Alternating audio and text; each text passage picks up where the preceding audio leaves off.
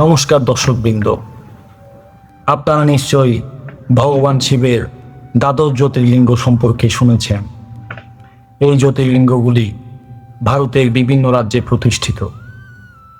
শিব পুরাণে এই সমস্ত জ্যোতির্লিঙ্গের মাহাত্ম্য এবং আবির্ভাবের বর্ণনা পাওয়া যায়, যার মধ্যে প্রথম জ্যোতির্লিঙ্গ হলেন সোমনাথজির।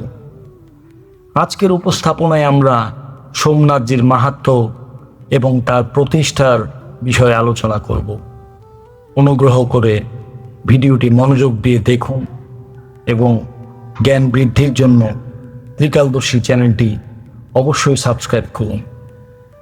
আর বেশি সময় না নিয়ে শুরু করা যাক। শিব পুরাণের কোটি সংহিতায় বলা হয়েছে যে প্রজাপতি দক্ষ তার অশ্বিনী আদি ২৭টি কন্যাকে চন্দ্রমার সাথে বিবাহ দিয়েছিলেন। চন্দ্রমাকে স্বামী হিসাবে পেয়ে সেই দক্ষ কন্যারা নিজেদের অত্যন্ত সৌভাগ্যবতী মনে করতেন এবং চন্দ্রমাও তাদের পত্নী হিসাবে পেয়ে নিরন্তর শোভা পেতে লাগলেন। তাদের মধ্যে রোহিণী নামের পত্নী চন্দ্রমা সবচেয়ে বেশি প্রিয় ছিলেন। এই বৈষম্যের কারণে অন্য স্ত্রীদের খুব দুঃখ হলো। তারপর তারা সবাই নিজেদের পিতার শরণাপন্ন হলেন। সেখানে গিয়ে তাদের যা কিছু দুঃখ ছিল তা পিতা দক্ষকে শোনালেন। সব শুনে দক্ষ নিজেও দুঃখী হলেন এবং চন্দ্রমার কাছে এসে শান্তভাবে বললেন। দক্ষ বললেন, হে কলানিধি, তুমি নির্মল কুলে জন্মগ্রহণ করেছ। তোমার আশ্রয়ে থাকা যত স্ত্রী রয়েছে তাদের সবার প্রতি তোমার মনে এত বৈষম্য কেন? তুমি কাউকে বেশি আবার কাউকে কম প্রেম করছো কেন? এ যাবৎ যা করেছ তা করেছ, কিন্তু ভবিষ্যতে আর কখনো এমন বৈষম্যমূলক আচরণ তোমার করা উচিত নয়। জামাতা চন্দ্রমাকে স্বয়ং এমন অনুরোধ করে প্রজাপতি দক্ষ বাড়ি চলে গেলেন। তার পূর্ণ বিশ্বাস হলো যে এরপর আর এমনটা হবে না। কিন্তু চন্দ্রমা প্রবল অনুরাগের বশে বিভ্রান্ত হয়ে তার কথা মানলেন না। তিনি রোহিণীর উপর এতই আসক্ত হয়ে পড়েছিলেন যে অন্য কোনো পত্নীকে কখনো আদর যত্ন করতেন না। এই কথা শুনে দক্ষ দুঃখী হয়ে আবার স্বয়ং এসে চন্দ্রমাকে শান্তভাবে বোঝাতে লাগলেন এবং সব পত্নীর সাথে সমান ব্যবহারের জন্য প্রার্থনা করতে লাগলেন। অনেক বোঝানোর পরও যখন চন্দ্রমা মানলেন না, তখন দক্ষ বললেন, চন্দ্রমা শোনো, আমি আগে বহুবার তোমাকে অনুরোধ করেছিলাম, তা সত্ত্বেও তুমি আমার কথা শোনোনি। তাই আমি তোমাকে অভিশাপ দিচ্ছি যে তুমি ক্ষয় রোগে আক্রান্ত হও।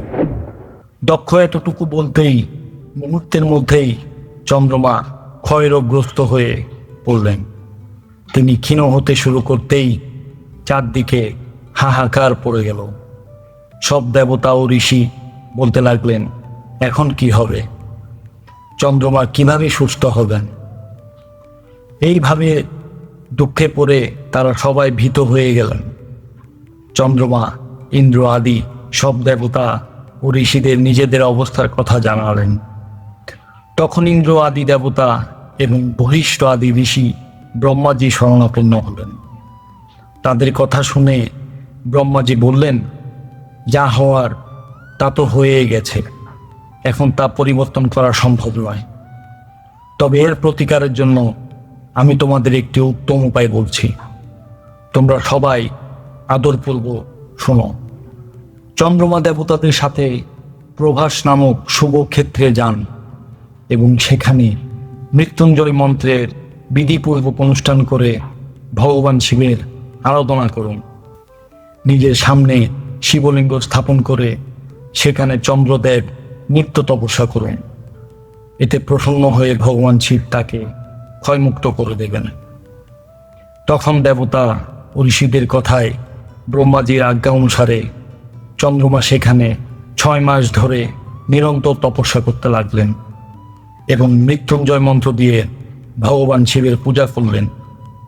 10 কোটি মন্ত্র জপ এবং মৃত্যুঞ্জয়ের ধ্যান করে চন্দ্রমা সেখানে স্থির চিত্তে অনবরত দাঁড়িয়ে রইলেন। তাকে তপস্যা করতে দেখে নির্মল হৃদয়ের ভগবান শঙ্কর প্রসন্ন হয়ে তার সামনে প্রকট হলেন এবং নিজের ভক্ত চন্দ্রমাকে বললেন, হে চন্দ্রদেব, তোমার কল্যাণ হোক। তোমার মনে যে ইচ্ছা আছে সেই বর চাও, আমি তোমাকে উত্তম বর প্রদান করব।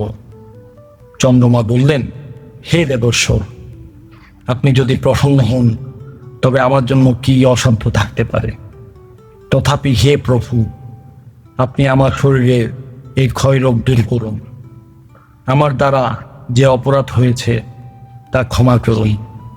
তারপর শিবজি বললেন, হে চন্দ্রদেব, এক পক্ষে প্রতিদিন তোমার কলা ক্ষীণ হবে এবং অন্য পক্ষে তা আবার নিরন্তর বাড়তে থাকবে। এরপর চন্দ্রমা ভক্তি ভরে ভগবান শঙ্করের স্তুতি করতে লাগলেন। দেবতাদের প্রতি প্রসন্ন হয়ে সেই ক্ষেত্রের মাহাত্ম্য বাড়াতে এবং চন্দ্রমার যশ বিস্তার করার জন্য ভগবান শঙ্কর তারই নামে সেখানে প্রতিষ্ঠিত হয়ে গেলেন। আর তখন থেকে তিনি সোমনাথ নামে 3 লোকে বিখ্যাত হলেন। সোমনাথের পূজা করলে তিনি উপাসকের ক্ষয় ও কুণ্ঠ আদি রোগের নাশ করে দেন।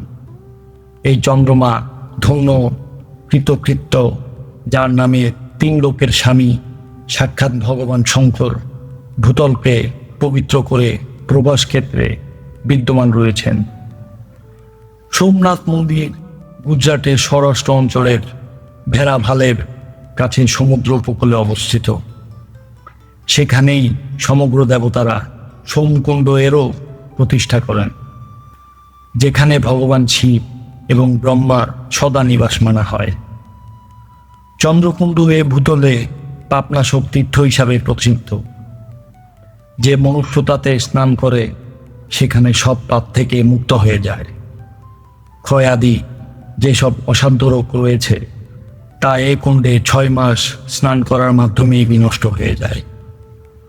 মনুষ্য যে ফলের উদ্দেশ্যে এই উত্তম তীর্থে সেবন করে সেই ফল সর্বোত্তমভাবে প্রাপ্ত হয়, এতে কোনো সংশয় নেই। চন্দ্রমা নীরব হয়ে নিজের পুরনো দায়িত্ব সামলাতে লাগলেন। এইভাবে সোমেশ্বর লিঙ্গের প্রাদুর্ভাব হয়েছিল। আমরা আশা করি এই উপস্থাপনায় দেওয়া তথ্য আপনার জন্য অত্যন্ত গুরুত্বপূর্ণ প্রমাণিত হয়েছে। আজকের জন্য কেবল এতটুকুই। যাওয়ার আগে ভিডিওটি লাইক করুন এবং চ্যানেলটি অবশ্যই সাবস্ক্রাইব করুন।